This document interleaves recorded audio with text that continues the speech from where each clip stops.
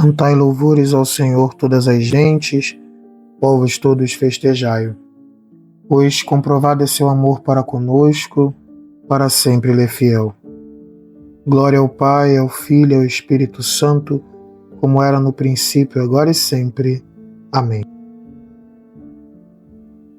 No Evangelho de hoje, João 6, 52 a 59, nós encontramos um momento em que os judeus começaram a discutir com Jesus, especialmente quando ele diz que vai dar o seu corpo para comer. Quando ele fala que ele é o pão que vem do céu e o pão que ele vai dar é a sua carne e o seu sangue para comer. Então as pessoas na mesma hora começam a ficar assustadas e dizem: como é que ele pode dar a sua carne a comer? Então Jesus disse: em verdade vos digo, se não comerdes a carne do Filho do Homem e não beberdes o seu sangue, não tereis a vida em vós.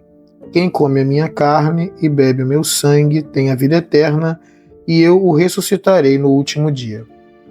Essa frase é muito curiosa porque, assim, olhando para o texto grego, tem umas expressões muito úteis. Por exemplo, quando Jesus fala sobre comer a sua carne, ele usa o verbo phagô, aquele de fagocitar, como nós usamos nos temas das células, ou seja, é comer mesmo, é comer do tipo mastigar e comer. Só que depois, a partir do versículo 54, quando ele fala quem come a minha carne, bebe meu sangue, tem a vida eterna, existe uma mudança de verbo aqui. Não é mais o verbo fago, que já era de comer, que ainda poderia parecer que era um sentido metafórico. Ele usa o verbo trogo, que é o verbo do tipo mastigar mesmo, é triturar com os dentes. Às vezes o verbo é até usado para quando os animais estão mastigando mesmo alguma coisa. E isso é muito próprio, porque claramente nosso Senhor falou que ele ia dar um pão. É o pão que vem de Cristo. Mas não só isso. Ele fala que vai dar um pão, ainda por cima que esse pão é sua carne e o seu sangue. E ele fala que a sua carne é verdadeira comida, que o seu sangue é verdadeira bebida, e que essa carne e esse sangue são para comer no mesmo sentido em que se devora um pedaço de pão, ou que se devora mesmo algo. Isso é muito importante para nós, porque isso mostra o quanto que era consciente no Cristo que a Eucaristia era para ser comida e que aquilo ali de fato era o seu corpo. Nós não estamos falando de uma simples metáfora. Inclusive, é exatamente porque não foi metáfora que as pessoas foram embora depois. O escândalo que as pessoas tinham quando viam o que Jesus falava, que eles sentiram no fim das contas, era porque ele estava falando usando os verbos próprios de comer no sentido próprio. E isso para nós é muito importante, porque essa é a passagem que deixa claro no Evangelho de João que para nós católicos a Eucaristia não é um símbolo somente. Não é apenas um pão que representa Cristo e nós fazemos um gesto para ele como se nós estivéssemos apenas simbolizando a presença de Cristo. O que nós entendemos é que ele está presente na Eucaristia em corpo, sangue, alma e divindade. E isso quer dizer, propriamente dito, ele está ali fisicamente na Eucaristia. E é por isso que é adorada a Eucaristia. Nós adoramos o Senhor na Eucaristia, porque é o Senhor. Não representa apenas, é o próprio Senhor. E não somente isso. Quando estamos falando ainda da vida eucarística, nós estamos falando de um modo de tratar a própria hóstia consagrada.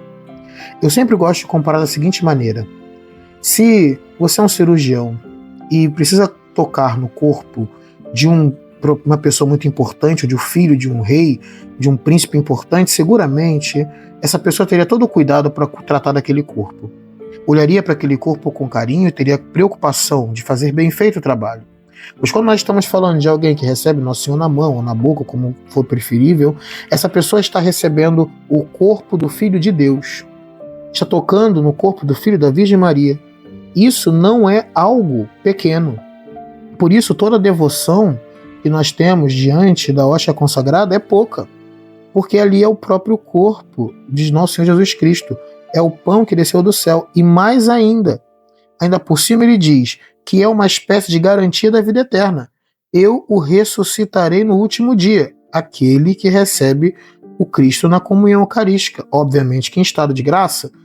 Ou seja, isso não é algo pequeno para nós. Então, às vezes as pessoas falam assim: ah, parece que a igreja é burocrática para poder saber quem recebe a comunhão, quem não recebe a comunhão. Não é burocracia, é amor. Não é burocracia, é amor por aquele a quem nós entregamos a vida. Não faria sentido que nós, que entendemos Jesus como nosso melhor amigo, não avisássemos as pessoas que o que elas estão fazendo ao comungar em pecado mortal ofende nosso Senhor Jesus Cristo. Não faria bem nem para ela, nem para elas, nem para nós, que ignorássemos que algumas coisas nós não fazemos com a hóstia consagrada por uma razão muito simples, porque ali não está uma coisa, ali está alguém. E esse alguém é Deus. E nós não podemos ignorar. Então, essa passagem é muito clara. São dois elementos muito claros que nós percebemos na Igreja Católica e que não está presente em outros cultos religiosos, assim, cristãos. Qual é? A presença real de Cristo na Eucaristia, o pão que o Cristo deu. Se fosse somente o pão ázimo, ou o pão que nós simbolizássemos a última ceia, seria o pão igualzinho àquele que teve no deserto, o pão de Moisés. Mas o pão que vem com a carne de Cristo dentro, com a vida de Cristo dentro, o pão vivo que vem do céu, é a Eucaristia, que nós recebemos em cada Santa Missa. Nós pedimos ao Senhor Jesus que nos faça compreender de maneira mais perfeita e adorar e amar a Santa Eucaristia como sendo a sua presença que de fato é em cada igreja e em cada vez que vamos receber a comunhão. O Senhor nos abençoe, nos livre de todo mal, em nome do Pai, e do Filho e do Espírito Santo. Amém.